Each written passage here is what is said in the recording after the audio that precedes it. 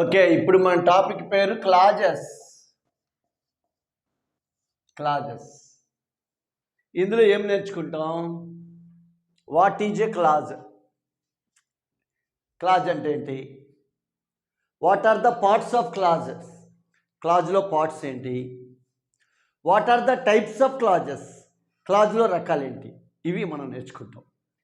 అంటే ఇక్కడ first clause అంటే ఏంటి చూడండి. క్లాజ్ అంటే ఏంటి?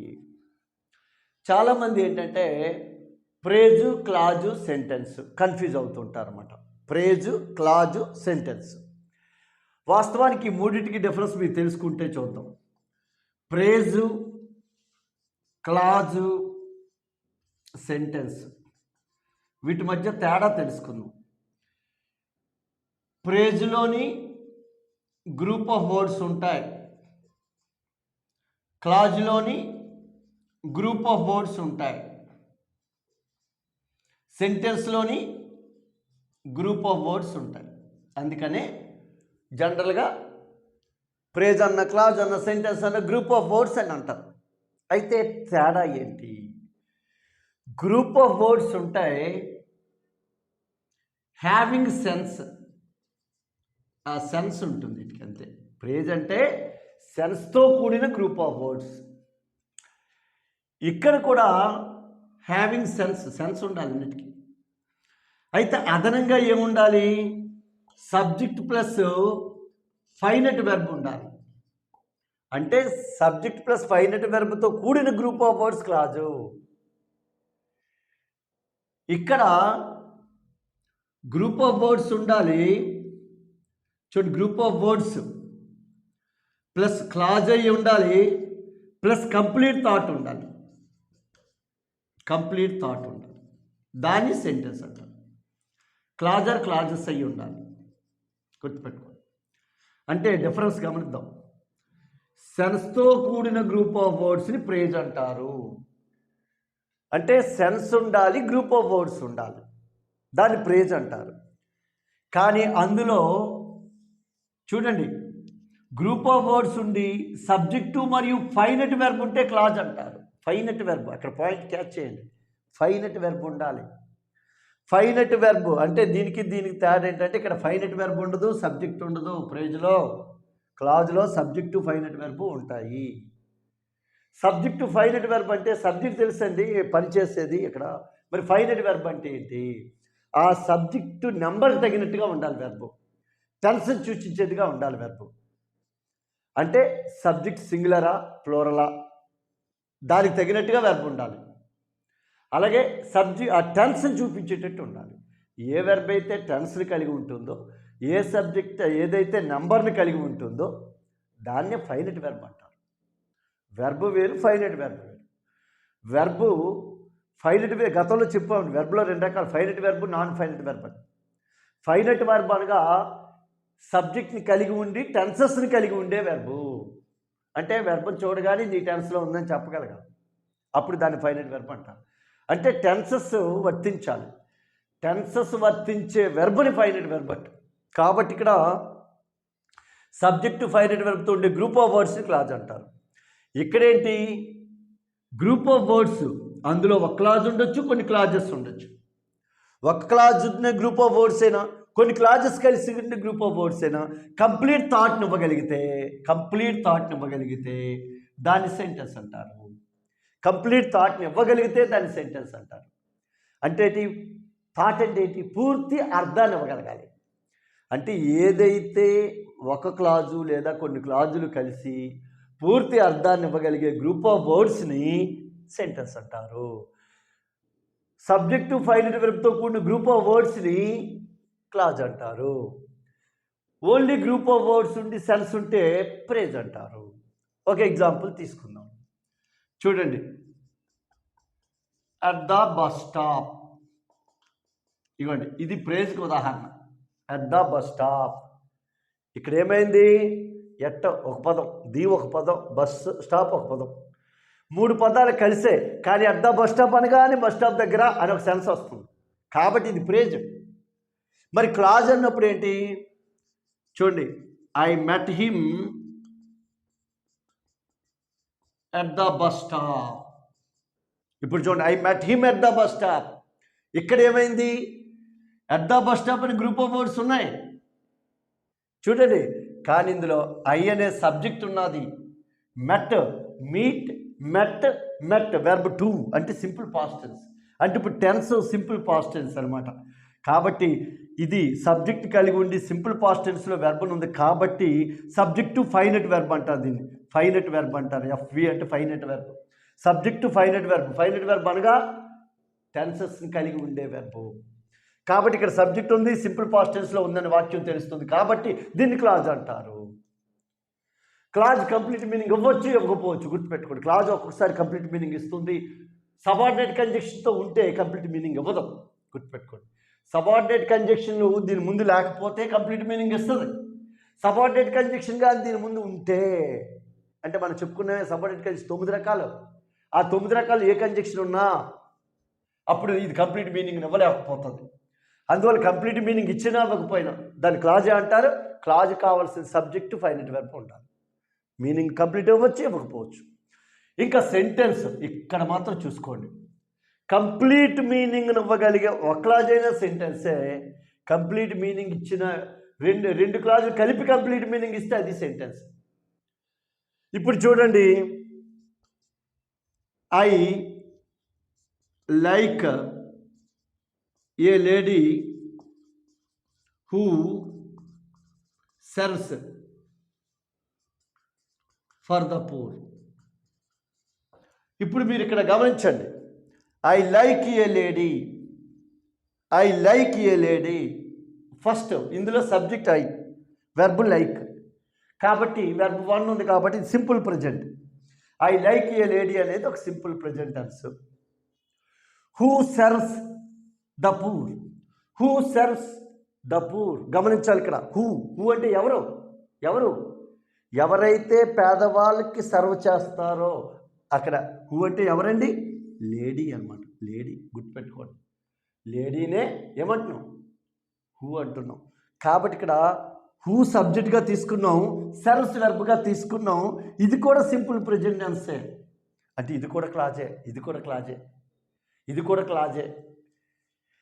అయితే ఇప్పుడు చూడండి, I like a lady, I like a lady ఇదో clause. Who serves for the poor ఇదో క్లాజు. నాకు ఆ లేడీ ఇష్టం. ఏ లేడీ ఇష్టం?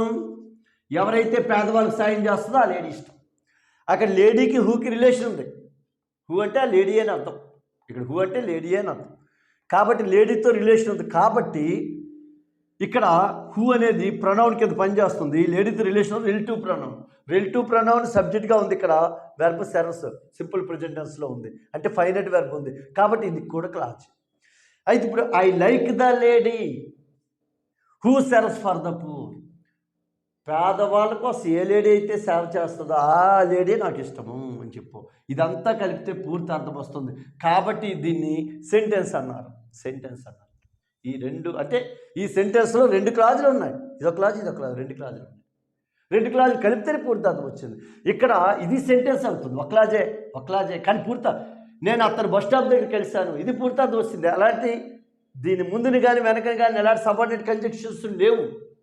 సబార్డినేట్ కంజంక్షన్స్ ఏవి లేకపోతే అది పూర్తి అర్థం ఇస్తుంది. అలాగే 2 క్లాజులు కలిపి పూర్తి అర్థాన్ని ఇచ్చింది. పూర్తి అర్థం ఇవ్వడమే ఇంపార్టెంట్. అందుకే కంప్లీట్ థాట్ ఇవ్వగలిగే ఒక క్లాజ్నైనా కొన్ని క్లాజెస్నైనా సెంటెన్స్ అంటారు. ఇది మెయిన్ తేడా అండి ప్రేజ్కి, క్లాజ్కి, సెంటెన్స్కి. క్లాజ్ అంటే ఏంటండి? సబ్జెక్టు మరియు ఫైనట్ వెర్బ్తో కూడిన గ్రూప్ ఆఫ్ వర్డ్స్ని క్లాజు అంటారు. సబ్జెక్టు మరియు ఫైనట్ వెర్బ్తో కూడిన గ్రూప్ ఆఫ్ వర్డ్స్ని క్లాజు అంటారు. క్లాజ్ పూర్తి అర్థాన్ని ఇవ్వచ్చు, ఇవ్వకపోవచ్చు. క్లాజ్ పూర్తి అర్థాన్ని ఎప్పుడు ఇస్తుంది అంటే సబార్డినేట్ కంజంక్షన్స్ ఏమీ లేకపోతే ఇస్తుంది. రిలేటివ్ ప్రొనౌన్స్ ఏమీ లేకపోతే ఇస్తుంది. రిలేటివ్ అడ్వర్బ్స్ ఏమీ లేకపోతే ఇస్తుంది. ఇందులో రిలేటివ్ ప్రొనౌన్ ఉంది చూస్తారు కదా. రిలేటివ్ ప్రొనౌన్ ఉంటే ఆ క్లాజ్ పూర్తి అర్థాన్ని ఇవ్వదు. ఎందుకంటే రిలేషను దీని మీద డిపెండ్ అవుతుంది. ఇది లేకపోతే దాని మీనింగ్ లెస్ అయిపోద్ది. ఎవరైతే పేదవాళ్ళు సేవ చేస్తారో అంటే ఇన్కంప్లీట్ మీనింగ్ వచ్చేస్తుంది. అందుకే ఇది పూర్తి అర్థాన్ని ఇవ్వలేదు. పూర్తి అర్థాన్ని ఇవ్వచ్చు, ఇవ్వకపోవచ్చు అని క్లాజ్ అని. పూర్తి అర్థాన్ని ఇవ్వచ్చు, ఇవ్వకపోవచ్చు. క్లాజ్ అంటే ఇది. క్లాజ్ అంటే ఏంటండి? సబ్జెక్ట్ని ఫైనైట్ వెర్బ్ని కలిగి ఉండాలి, పూర్తి అర్థాన్ని ఇవ్వచ్చు, ఇవ్వకపోవచ్చు. దీన్ని క్లాజ్ అంటారు. చూడండి, క్లాజ్ అంటే ఏంటో చెప్పాము. క్లాజ్ అనగా సబ్జెక్టు ఫైనైట్ వెర్బ్తో కూడిన గ్రూప్ ఆఫ్ వర్డ్స్ని క్లాజ్ అంటారు. క్లాజ్ పూర్తి అర్థాన్ని ఇవ్వచ్చు, పూర్తి అర్థం ఇవ్వకపోవచ్చు. పూర్తి అర్థాన్ని ఇవ్వాలి అంటే ఆ క్లాజ్లో ఎటువంటి కంజంక్షన్స్ కానీ, రిలేటివ్ ప్రొనౌన్స్ కానీ, రిలేటివ్ అడ్వర్బ్స్ కానీ ఉండకూడదు. గుర్తుపెట్టుకోండి. అటువంటిప్పుడు అది పూర్తి అర్థాన్ని ఇస్తుంది. పూర్తి అర్థాన్ని ఇవ్వకూడదు అంటే ఇవ్వలేకపోయిందంటే అర్థం అందులో ఏదో ఒక సబార్డినేట్ కంజంక్షన్ ఉంటుంది, లేకపోతే రిలేటివ్ ప్రొనౌన్ లేదా రిలేటివ్ అడ్వర్బ్ ఉంటుంది. ఓకే, మరి క్లాజ్లో భాగాలు ఏంటి? Parts of the clause. Parts of the clause. క్లాజ్లో పార్ట్స్ ఏంటి? క్లాజ్లో 2 పార్ట్స్ ఉంటాయండి. ఒకటో పార్ట్ సబ్జెక్ట్, రెండో పార్ట్ ప్రెడికేట్. Subject, predicate. క్లాజ్లో 2 పార్ట్స్ ఉంటాయి. ఒకటో పార్ట్ సబ్జెక్టు, రెండో పార్ట్ ప్రెడికేట్. కాబట్టి సబ్జెక్టు ప్రెడికేట్ అంటే ఏంటో చూద్దాం. మనం ఎవరి గురించి అయితే మాట్లాడతామో దాన్ని సబ్జెక్ట్ అంటాం. వాళ్ళ గురించి ఏ విషయమైతే మాట్లాడతామో దాన్ని ప్రెడికేట్ అంటాం. అంటే మనం మాట్లాడే పర్సన్ అవ్వచ్చు, నాన్ పర్సన్ అవ్వచ్చు, దాన్ని సబ్జెక్ట్ అంటాం. ఆ పర్సన్ లేదా నాన్ పర్సన్ గురించి ఏ విషయం అయితే చెప్తామో దాన్ని ప్రెడికేట్ అంటాం. ప్రెడికేట్ అనగా వెర్బ్ నుంచి క్లాజ్లో మిగతా భాగం అంతా. వెర్బ్ నుంచి క్లాజ్లో మిగతా భాగం అంతా. ఇప్పుడు ఎగ్జాంపుల్ తీసుకుందాం. I drive a car. ఇందులో I subject, drive a car predicate అనమాట. I subject, drive a car predicate. అంటే ఇక్కడ ప్రెడికేట్లో ఫస్ట్ మెయిన్ వెర్బ్ ఉండాలన్నమాట. అదే వెర్బ్ ఉండాలి, వెర్బ్తో స్టార్ట్ అవుతుంది. ఎప్పుడైనా ప్రెడికేట్ వెర్బ్తో స్టార్ట్ అవ్వాలి. వెర్బ్తో స్టార్ట్ అయ్యి ఎండింగ్ వరకు ఉండేదాన్ని ప్రెడికేట్ అంటారు. ప్రెడికేట్ దీన్ని సబ్జెక్ట్ అంటారు. ఇక్కడ చూడండి, ద ట్రైన్ అరైవ్డ్. ఇందులో సబ్జెక్ట్ ఎవరంటే ద ట్రైన్ సబ్జెక్టు. ప్రెడికేట్ ఎవరంటే అరైవ్డ్. ఒక వెర్బ్ ఒక్కదాన్ని కూడా ప్రెడికేట్ అవ్వచ్చు. ట్రైన్ అరైవ్డ్ అనేది క్లాజే, అంతే, క్లాజే. ఇప్పుడు చూడండి, మనం రాస్తుంది క్లాజ్లో సబ్జెక్ట్ని రౌండ్ అప్ చేస్తున్నాం, ప్రెడికేట్ని అండర్లైన్ చేస్తున్నాం. ప్రెడికేట్లో అతి ప్రధానంగా రావాల్సింది వెర్బ్ అనమాట. వెర్బ్తో ఇంకెంత పార్ట్ ఉన్నా దాన్ని ప్రెడికేట్ అంటాం. ఇప్పుడు చూడండి, why she is angry with me is